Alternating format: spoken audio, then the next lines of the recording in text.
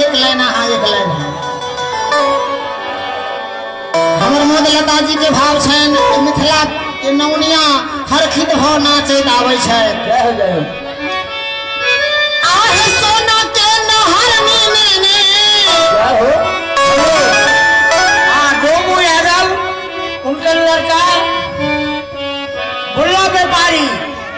501 रुपया भगवान के तिलक में प्रदान किया वो सो गया था अभी उठा है। जय हो आहे सोना के नहर में जय हो नाचे हजमिया हे हम नाचो करबै हमरे सुदीन दीना भेल है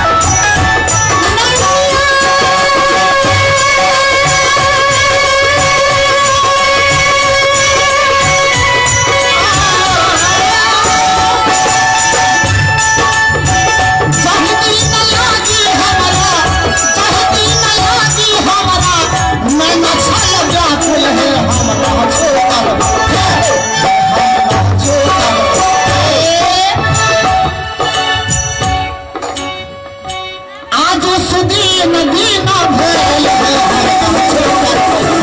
हमरे सुदीन दीना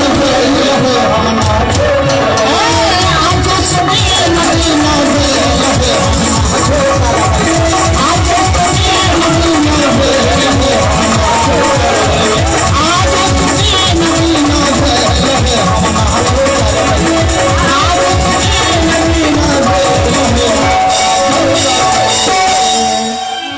लालसा हमारे महन जी